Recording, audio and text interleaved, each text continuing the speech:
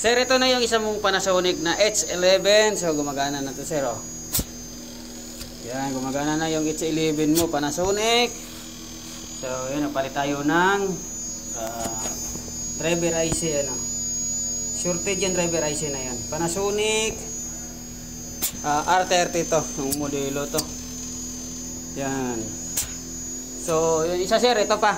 So, hindi pa natin nagawa tong isa. So, ito muna inunan natin. So, sira din yan, ano, 5 volts regulator yan. So, okay na ito. H11 Panasonic. Oh, bagong remote yan, oh.